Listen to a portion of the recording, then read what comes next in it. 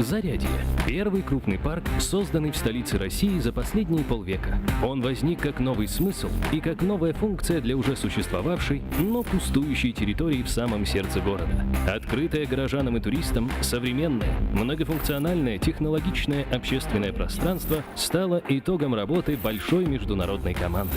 Эксперты, принимавшие непосредственное участие в создании Zaryadye, поделятся, как разрабатывался проект парка, чем он живет сейчас и каково его будущее.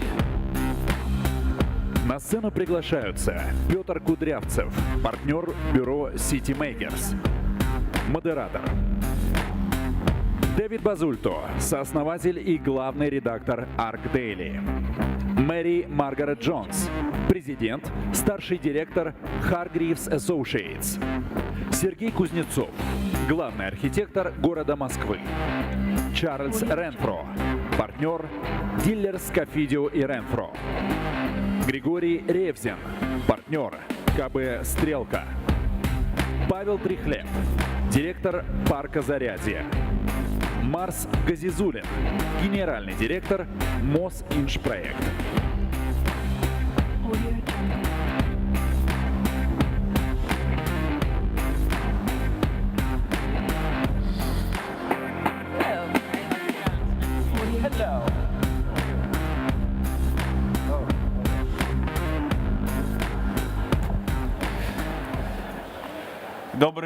Добрый день, уважаемые друзья.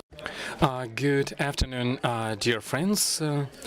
We would like to welcome you to this session. Zaryadye as a symbol and as a model, strategic choices to consider the redevelopment of the city center.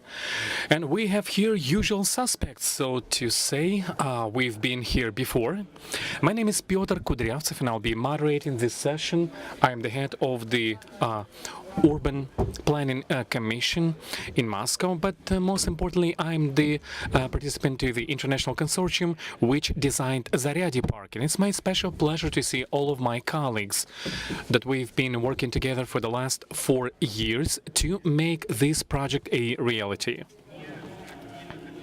On a separate note, before we begin, I would like to thank our audience for this, and to thank you, dear colleagues, for this beautiful concert hall. We have the members of the design team which has made this amazing architecture piece, and the head of the Mars Gazizulin and Sergei Kuznetsov, the chief architect, and Vladimir Blotkin, who is also here, the architect of this project. Simply because we have always been developing these two venues, the concert hall and a park, in parallel ways. We've been helping one another, we're able to listen to one another, and we've tried to do our best in help one another. Both projects are breakthrough projects, and now it's obvious that this concert hall is a reality, and thank you for that on behalf of our international consortium. It is important for us that since the opening of this park, there has been a lot of attention of international press. Among other things, we've worried, we've been concerned, but the press gave us very good and I would say positive coverage, and the general discourse was about different issues and aspects of the park, landscape, architecture and social. But generally speaking, it's a very positive case and story. In this sense, we've relaxed, but it's also important to us that the park was a part of all kinds of international awards, architectural ones, landscaping ones, and even the very specialized ones. And for us, the very first award that we've received, it's Arc-Daily portal award, was especially important to us because it has revealed that what we have been doing throughout all these years was right, was important, and was accepted not only by Russian communities and Russian experts, but also by international architectural community. So it's my special pleasure that today we have David Basil attending our panel, one of the co-founders of the Arc-Daily and the chief editor. And I would like to ask David to share about this award and what criteria are of this premium, of this award, and why, in your perspective, Zaryadye Park was able to win in this nomination. Thank you. Thank you, Peter, for giving me the opportunity to bring this external view on what Zaryadye Park and its impact is. And to put it in context, Ardelli is today the most used architectural platform on the internet, serving thousands of architects every day, providing them with curate knowledge to help them address this challenge of the rapidly growing urban population. And in this position, we have a big responsibility to let them know what are the trends, which are the projects that are moving the arrow of architecture. And to do so, among the big amount of projects that are out there every day, we decided to establish the Building of the Year Award 10 years ago. But we decided to do it taking advantage of what the internet can offer, distribute networks, embrace globalization, not with a small group of experts only. So we reach out to this collective intelligence of hundreds of thousands of experts from all over the world to recognize these projects. And during the years, the process has been very enriching because this collective intelligence not only recognizes the fantastic works of practices such as OMA or Zaha Hadid architects, but also young emerging practices in very particular places of the world. And this phenomena is not just about popularity, it's something that we have been researching with the University of Colorado or with Ken Gokuma Lab in Tokyo University on how the distribute selection of projects is changing the perception on what are positive models of city making, positive models of architecture, very away from these big poster icons that during the past decade was where every city was after for. Projects that are much more related to the site and to local conditions. And Zaryadye Park won the Building of the Year award in the public category this year. That it was a very competitive one because it presents projects, all public projects, in cities such as Copenhagen or Seoul, recognized for their urban development. But you could see something in common between all these projects, redevelopment of waterfronts, repurpose of transport infrastructure, redevelopment of city centers, showing that these are the pressing issues for architects around the world. And by looking at these signals, you understand why Zaryadye Park was the winner. It is a good synthesis of all these issues. But Zaryadye Park is not just the singular project, as the mayor of Moscow showed. It is part of a process that I have been very happy to see since I met you many years ago when this started, and that it shows a strong commitment from its leaders, from the mayor, from the city architect, not only to create this piece of architecture, but also to open, to create other competitions that can enable international consortiums to take part and to bring this knowledge to be part of the development of Moscow, and also shows a commitment to the citizens to improve their quality of life and to bring everybody together on this public sector, private sector, citizens, and even the educational institutions. So at the end, we can see that Zaryadye Park is an important milestone along this process of improving the quality of life of Moscovites. Дэвид, спасибо большое. Thank you very much. It's really important that in the nomination of public spaces, you've decided to give award to Zaryadye Park, and the park was able to receive the Grand Prix, the main award. And again, for us, this whole process was quite complex, frankly speaking. But it's really important to us that it's the Russian partners, in the person of the chief architect of Moscow, have been proactively supporting this project, and they've been not only our moderators, but more specifically our partners, who have been making decisions about the issues which we were not able to solve And I now would like to give the floor to Sergei Kuznetsov, the chief architect of Moscow. And as far as I know, Sergei would like to show us some video. Thank you. Yes, we do have a video which we would like to show you. Ladies and gentlemen, since Zaryadye has become a symbol of many changes and the symbol of new attitude, a new approach to the urban development and to the architecture, and our architecture is a priority. And now we've been observing yet another grand event which has become a symbol of changes nationwide, and in terms of the changes of attitude to Russia and Russia's attitude. We've done a short video which will highlight these two important events. Can we please put it up on the screen, and then we will continue.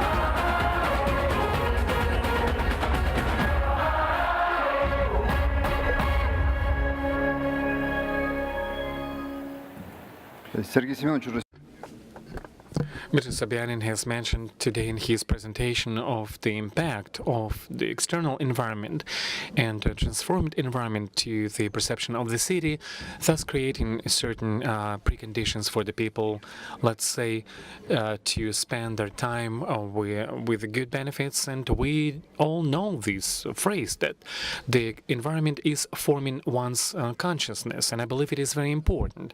And it's a big joy for many people, for us on the stage and for people in the audience, those who have been a part of this project. I believe that we all have been very happy to be a part of these changes. And actually, Sergei, I can say that at the moment when I saw under the glass crossed the Iceland's fans, when 2,500 people dressed identically, and they've been chanting whatever they've been chanting under the glass crossed, it was amazing. Yeah, I remember ever since I was a kid and I was attending football, soccer games, I've seen a lot of people in the military uniforms on the stands. And now we have people who are dressed alike but dressed differently, and I believe that this is the main outcome and the sign of changes that we are witnessing. And we understand this would not be possible without these kind of projects. Well, the year passed by, and speaking of the Zaryadye projects and the role of Zaryadye Park, can this project become a certain landmark project or a benchmark project when working with international competitions and international architectural community when doing these urban projects? After a conversation with the Speaker of our Parliament, Mr. Volodin, who told me that the history of Russia is split now to before Zaryadye Park and after the park has been built.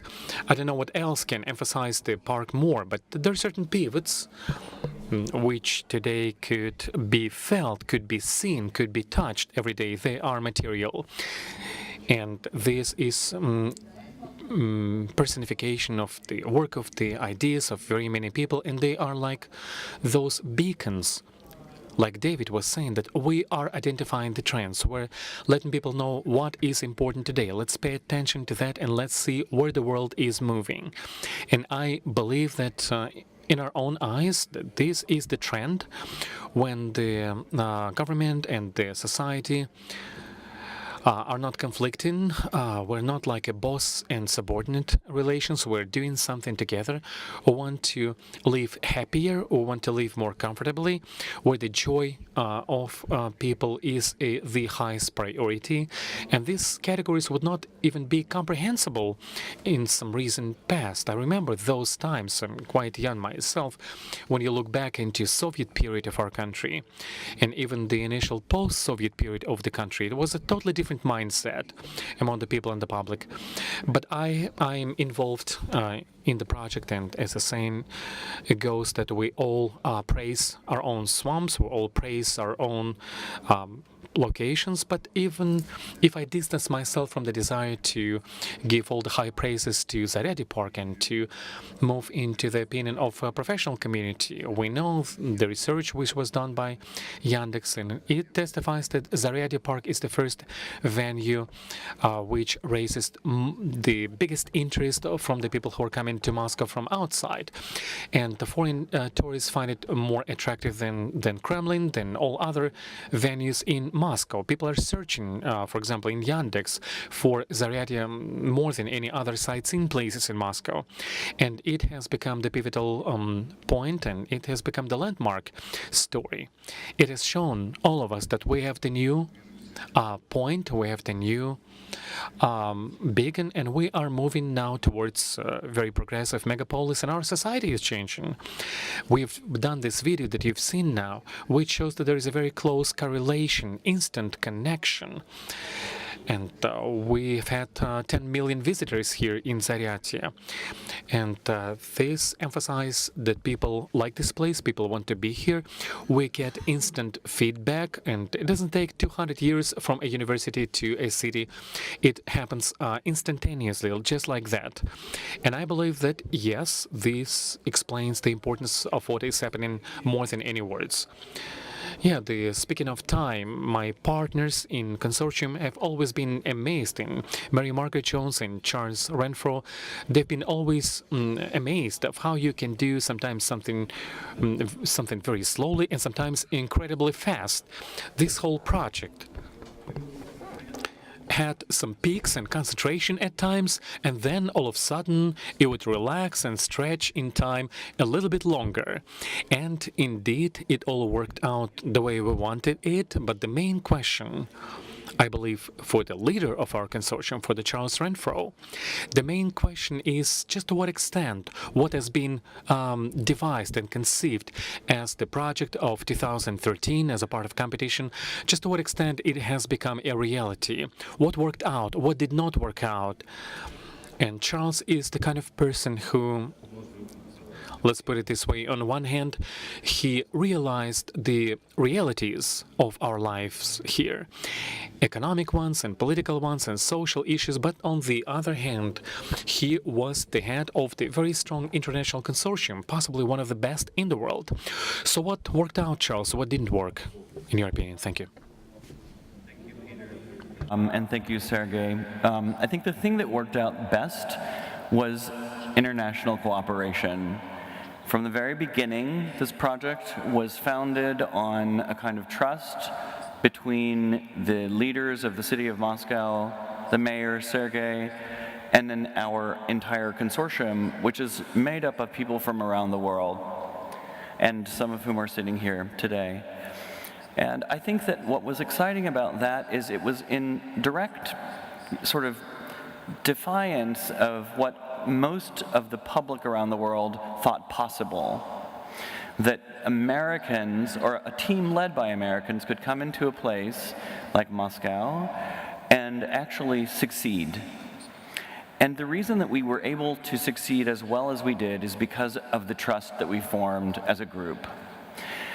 The people that ultimately designed and detailed the competition here, several firms from Moscow, did their best to interpret our designs and ultimately detailed things maybe slightly differently than we would have done in the end.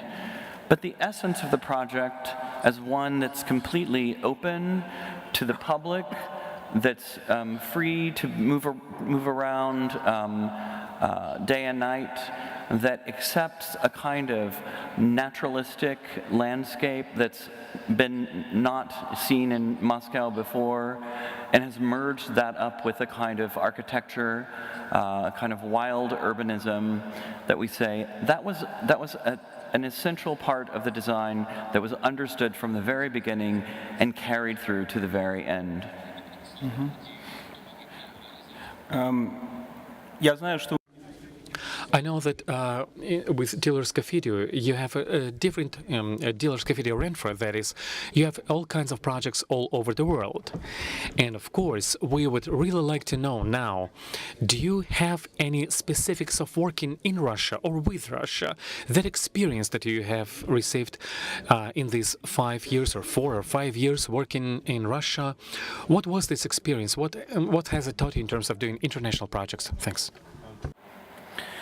Of course, we have grown on to do projects in the UK, in Europe, in China, and again, what I think we've learned here is that the first thing one must do in starting a project is get everybody to be on the same page about what the goals of the project are, and that's something we must continue to work on all our projects.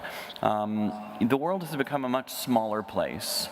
We travel a lot. Our carbon footprint is something we should try to pull back a little bit, but it also means that projects that happen around the world or in your own city have many of the same issues to overcome, and that is getting everybody to believe in the project together. It doesn't matter whether it's around the world or next door. So those are lessons we learned here can be applied to any project that we can achieve anywhere. но But indeed, the fact that the park turned out the way it was initially conceptualized, it's about this very strong concept and a certain new typology of the public space. And my next question to Mary Margaret Jones is still, is it a new typology? And if yes, what's the specific features of this new typology? And this number of little details, different aspects of the park, how did you succeed to put it all into one organism on such a very small and limited territory? Thank you. Well, it is a new typology, and it's a new typology that's implied by the term wild urbanism. So to create a place of gathering, a place that is urban, a place that is of the city, but a place that at the same time is sort of magically not of the city. So you have both respite or oasis within the city context, and yet you're exposed to the sort of awesomeness of this city at the same time. So it's this blend of public space that's active, and as Liz Diller said in the previous session, a place where you don't do anything, where you don't have to do anything. In my profession in landscape architecture around the world, I think that parks are being over-designed and over-programmed with many, many things to do. And I think, in fact, having a place of nature in the city is enough. And I think the success of Zaryadye Park proves the value of landscape and nature as a destination and as something that unites us all as human beings and that we all hunger for. And I would say that the working on the project with that, as Charles said, as a kind of common goal, had a lot to do with the friendships we've developed over time, the pleasure of working here, the many times we've been here, how much we've enjoyed it, and working with the people we've worked with here and making lifelong friends. So I think it's not that small. It's 35 acres. So, I mean, we do parks half that size and try to achieve the same things. So it is a little bit bigger, but it also had buildings. It had structures that had to be accommodated. There was program that had to be in a building. So to make those buildings subservient to the landscape in a way, or folded into the landscape, and thereby creating a topography on the site, was, I think, what is unique about this project and what makes it so special. And then, of course, as Charles said, the planting, letting the planting have a wildness is something we spend a lot of time as a team talking about with our locals. I have to mention Arteza, our local landscape experts who helped us a lot. But then the people who executed the park, embracing this idea of not making a manicured landscape typical of other parks in Moscow, but rather a landscape that is set in motion and will evolve in a natural way, was something that I think is not usual, not typical. Ну, интересно, наверное, Very interesting. And actually, my next question is to Charles and Mary Margaret at the same time. In this magical moment when the concept was born, how was it happening? How the concept was born? Because on our part, of course, it was easy for you. You were in New York, you were far away, but you were together.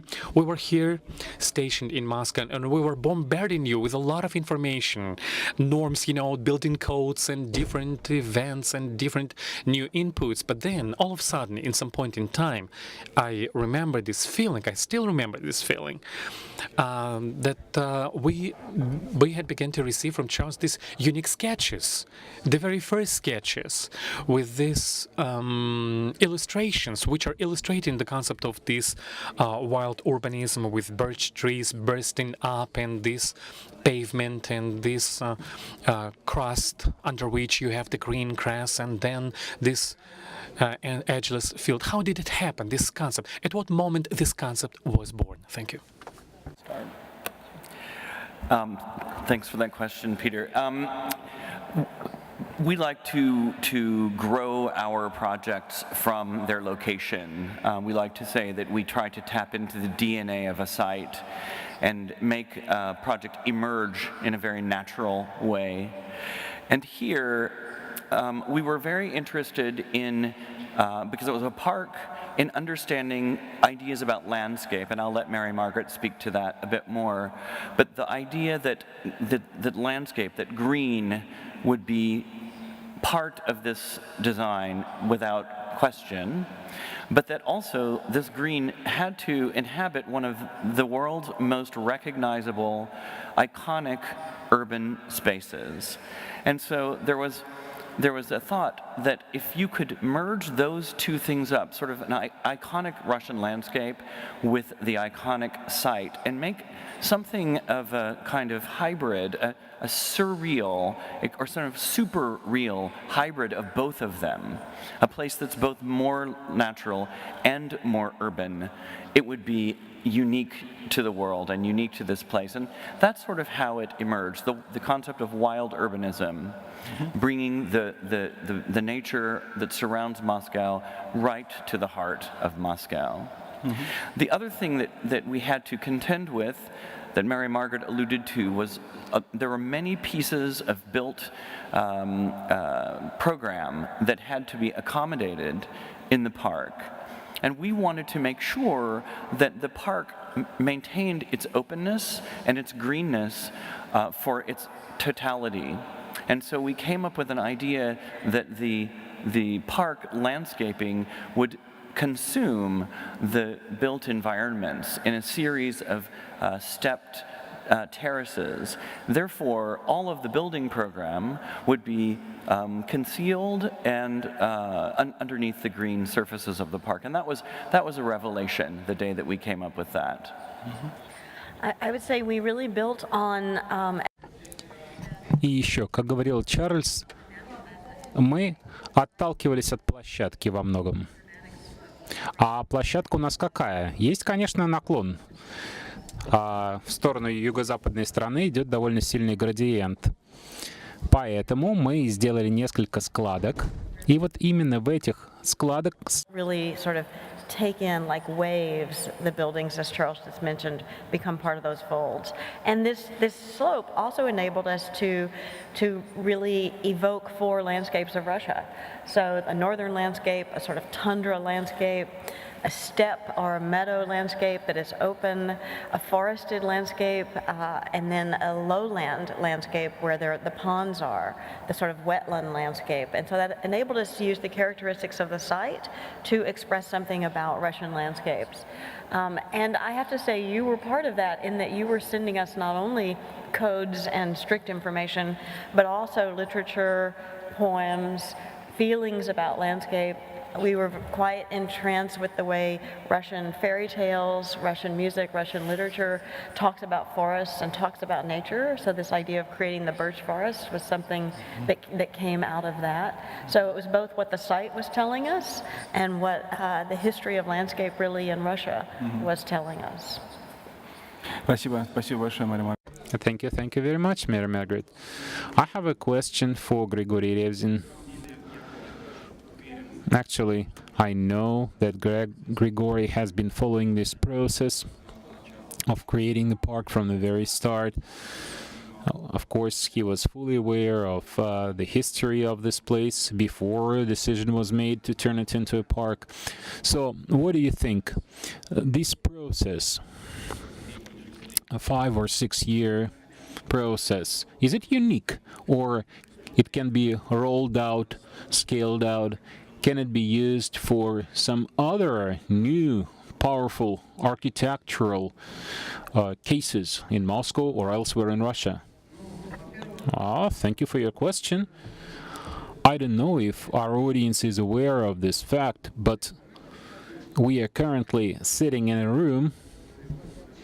The 8 people that came up with the idea, they are here on the stage, and 2 of them are in the audience. This is an absolutely unique situation where something worked really well, and it's unique, and it's presenting this park. This is what is actually happening, and all those people are here. But you know what they say, when you have a victory, many people claim to be behind this victory. Well, I don't claim that I was one of those people. I represent Strelka here. Strelka prepared a program, a tender for the park, but I was not involved personally. I was not part of this work. But we have people here, sitting here in this room, who participated in this program from the very first stage. Well, you asked if this can be repeated elsewhere. This program was excellent. In great detail, it described everything that the park should have. Of course,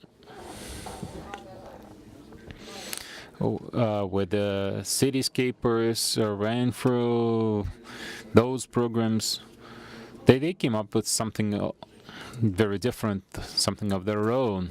Of course, they did have something in common. But, you know, I thought it is very important to have a very detailed program, which would later be used as a statement of work. I used to think this was for architects. Now I realize this is more for the city authorities. This is the point. After you approve this document, they understand what kind of park they're building. Of course, there were a few changes. We had to remind them about it a little bit, but at least this was a starting point. This 60-page document is something you can start working with. Then 3 or 4 years ago, I was here at the Urban Forum. I don't remember if the tender was over by the time. I gave a lecture on architectural tenders, and I said, this doesn't work, this doesn't make any sense, this is totally ineffective, and it doesn't make any sense. There is no upside to it. The problem was, you cannot protect the winner. Immediately after the tender is over, colleagues would complain and say, no, this is the wrong offer that won. You should use my solution instead. And construction companies would always complain, we hate this design, it's terrible, let's change it. Who cares if it won? Well, Strelka, I can remember 2 examples. No, 2 things we removed from this program. There was a 2-story parking space under the park. We wanted to get rid of this parking area, and I'm happy that but this is not something that I did. At some point, they decided to call this park Russia, and they almost gave this name to the park. Eventually, we were able to protect the name Zaryadye, and this is something I contributed to. I said, let's not call it Russia, let's not call it Russia, let's just call it Zaryadye. This is my contribution, that's all I did. But the most important thing here is that this project that won, and the tender was actually quite good. But it's not that big of a deal to have a good tender. The most important thing is that they were able to protect, to defend this project, the winner.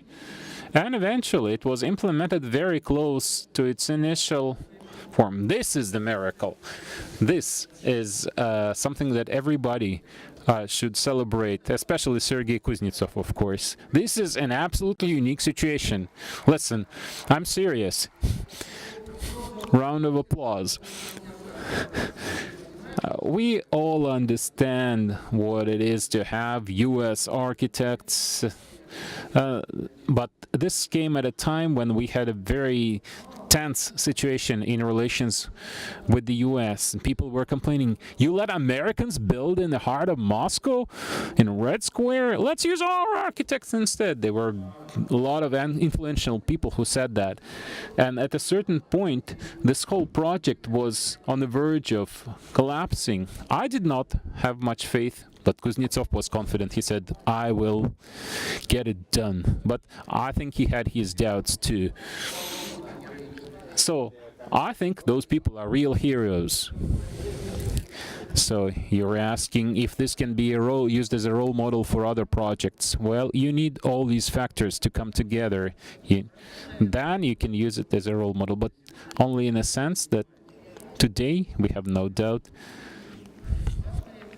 that our officials, government officials, and all the people in Moscow who come here and they love the park, they believe that this is exactly what they wanted to get. They don't recall how they wanted to change that. They have this feeling that this is exactly what we wanted to build. This is it. They don't remember any longer all those arguments and disputes and debates that we had.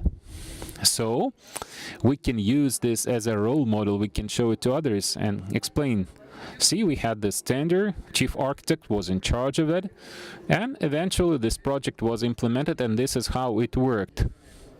But if you have all sorts of changes, complaints from the construction company, and you start making all sorts of changes, you will end up with something totally different. So this is one way you can use this as a role model. But I think this case is quite unique. We don't have similar cases in Russia, in Moscow. This is a unique space. It's just a whole new level. You know, in the late 1990s, in the early 80s, we had new architectural style. And for example, Vladimir Plotkin was the man behind this concert hall. Back then, it seemed that architecture, that's okay. That's something we can do because it's something on a limited scale. But things around it don't even start. Now it's different. This hall is nice. It's really good. But if you look at the park, it's just a part of the park. It's just the same as the rest of the park. But if you go outside, that's something different. So that's why it's a unique situation. Thank you. Thank you, Grigory. Yes, I agree. You can see some unique parallels between the global geopolitical situation and the park, because yesterday the presidents of our two countries had a meeting and we saw a kind of thaw, but 3 or 4 years ago this seemed impossible. And the park had similar ups and downs. And as far as your role, Grigory, is concerned, I can tell you that after we won the tender, we expected all sorts of critical comments, media reports, and there was an article in the Kommersant, and I remember they said that on the whole this project is fantastic. And when we saw this article, we felt relief. We breathed a sigh of relief. Sergey, right? Grigory is a very modest person. He said he was not directly involved. Well, I have to respond to that. Actually, I'm very grateful to him too. And I think when we had the most difficult point of time, right after the tender, and there was a fierce public debate. We had tensions with the US were running high, and people complained, demanding that we use Russian architects instead of Americans. Grigory spoke out publicly and defended this project, and his opinion is very important. He is a very influential person. Thank you. Yeah, I'm not flattering, but you're the most popular architectural critic. Maybe even the only one we have in Russia. I don't know. I don't know anybody else. And your opinion was really important. But you know, the most funny thing, in the same piece in Kommersant, it was listed as information threat, because it seemed like it was too critical of the government, questioning whether it was possible for the government to make right decisions. The way the article was written, you should hold on to this opportunity. Yeah, but anyway, what Grigory said back then was very important to us, and I still remember it, and I think this was a turning point even. Now everybody agrees that this project was successful, but back then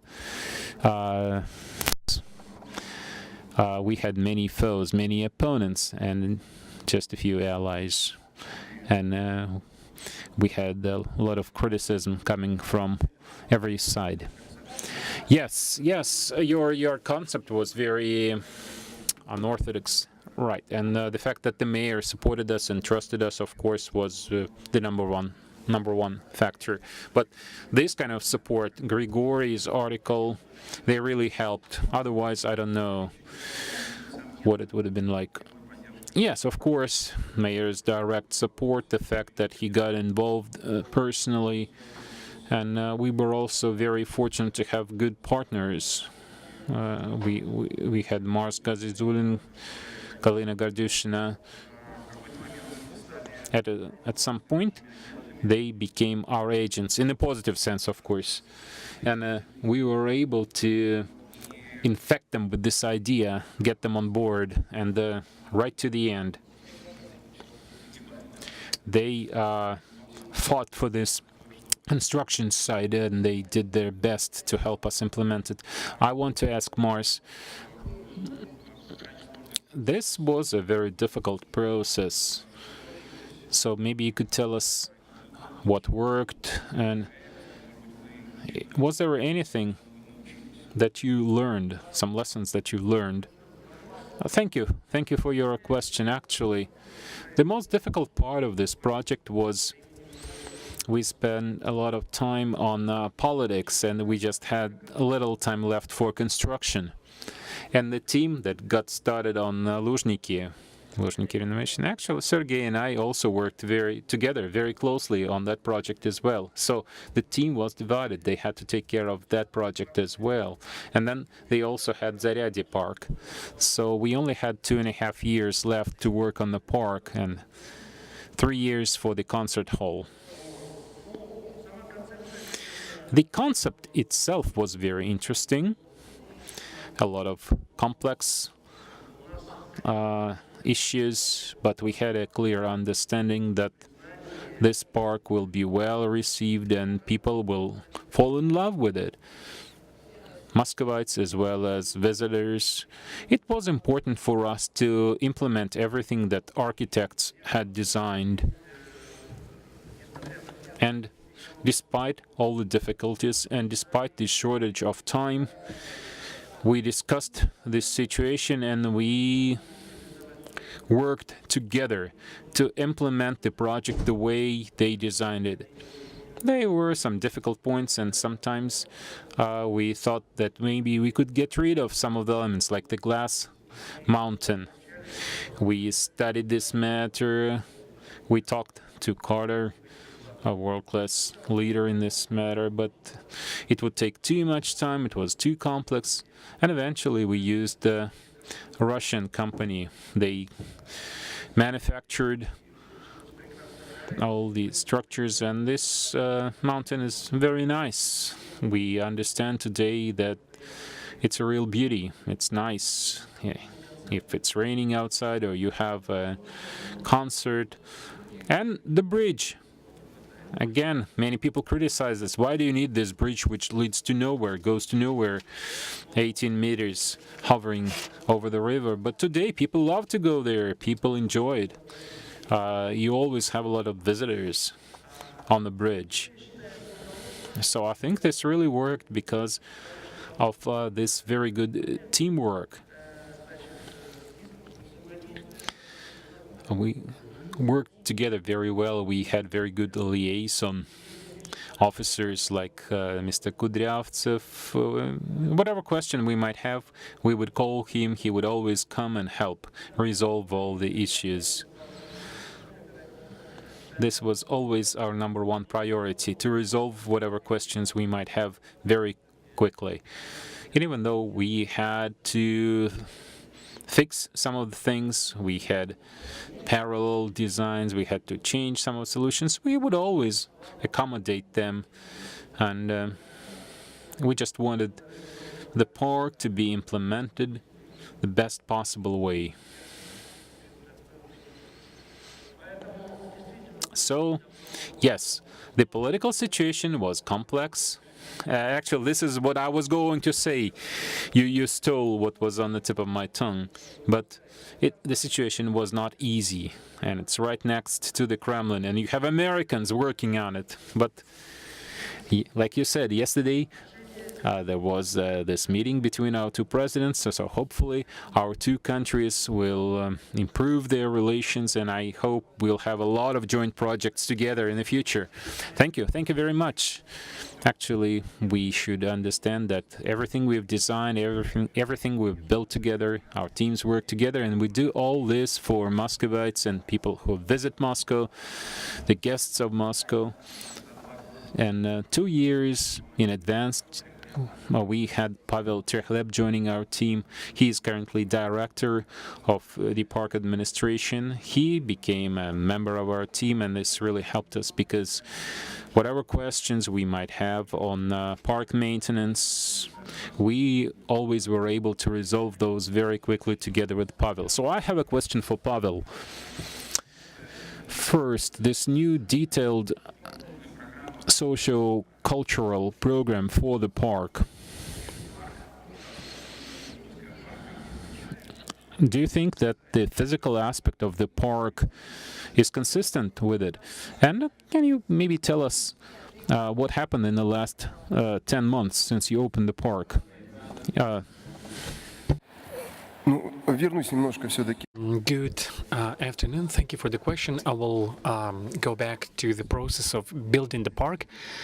The success of the park was largely defined by this environment in the whole team, the builders, the consortium, the operational team.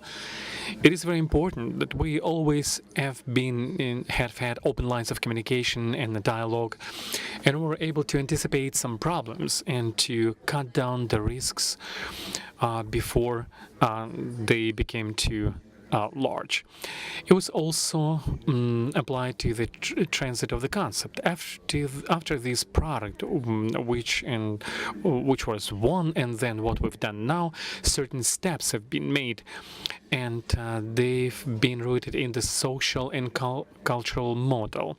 In the park, we've got this multimedia complex, which received some international award. Initially, we did not have this in our concept, and some colleagues were afraid that it may have a negative impact on the park. But now we can see some success, and the guests are very happy to visit these totally culture projects, which are non-recreational in the modern format, and they share about the Moscow in Russia and the history of this place. It's a very good addition, which enables visitors to feel very comfortable in the park, despite of the weather conditions. Speaking about the climate, we're not living, in the nicest climate. we have the great scientific lab with biotechnologies for the kids and some programs which have been developed with the scientific institutions which enable us to work with underage children and the school children. So it was all devised, it was all reflected in operational documents. We've also put it as a part of our financial model, and now we are working according to this plan. All of our capacities are utilized. In May, we've launched the last special theme attraction, Ice Cave, and physically the concept of the park has been fully utilized, and now the main focus is shifting towards from the physical part of the projects into creating and building this unique cooperation with visitors who come to the park. And we are trying to not only to provide services, but also trying to involve them into our life. And we have done in the 10 months of our work over 100 concerts in the big amphitheater. In our pavilions, we have the huge partnership program with leading musical and theatrical institutions of Moscow. We have the great number of public initiatives which are being used in the park. We have a lot of people who come to us with different festivals and other corporate events. And actually doing this urban forum in Zaryadye Park, it's yet another testimony that this venue is really unique, comfortable. It's not only about recreation, it's about business, it's about innovations, and it enables the city of Moscow to show this very unique, very successful combinations of different functions, of different use in one location.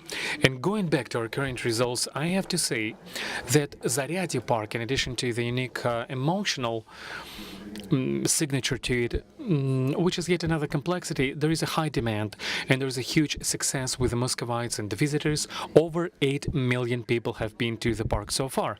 And for the territory of the 10 hectares with a unique botanical collection, it presents a challenge in terms of how to find this harmony between the high demand on one hand and maintaining botanical a legacy on the other. And we've seen that basically throughout this whole year we've had some temporary fences which have now been eliminated. In the springtime, in the summertime, we can see the vegetation, and park is working full-fledged, full steam. You can see the great landscapings, and we are hoping that we'll be able to withstand the pressure of this topogenic pressure, and the park will be continuing splendidly as it has been. My colleagues and Mary Margaret have been asking me before coming here, how does the park look after the World Cup? Because, everybody was concerned that something may happen here because there was such an influx of tourists. Maybe you could comment briefly how park survived, shall we say. In fact, we've done a number of organizational events about the safety and security. We had additional shifts of employees. We've expanded office hours of the main pavilions to accept as many people as we could, and service functions have been operational. Informational policies have been adapted to the multilingual environment given the countries which have been presented at the World Cup, and we've tried not to do any fun zone in Zaryadye Park. And the multimedia screen was turned off because the park was pretty much, occupied and loaded. So we tried to get rid of these extra risks. Pavel, thank you very much, dear colleagues. We are running out of time, but actually I would like, in addition to our panelists and the speakers, Grigory Revzin, David Basil, I would like to thank all kinds of members of our teams who I'm seeing right now: Vladimir Plotkin, Timur Bashkaev, and Atrium Gulnara, Mahbi Polansky, Ruben Arkelian, and I am confident that we have some more people from the team. But I want to say, ladies and gentlemen, that this park is an outcome of the work of hundreds, maybe thousands of people, all the way from CEO to chief architects to the simple builder. We are insanely grateful to them, and we are hoping that now and from now on, having built this park, all of them will be coming here, enjoying themselves, enjoying their time here, and most importantly, to follow how the park is functioning. Because we, as the residents of Moscow and our colleagues from New York, we will do our best to follow the development of the park and to try to make it better with each year. Thank you very much, dear colleagues. We're done.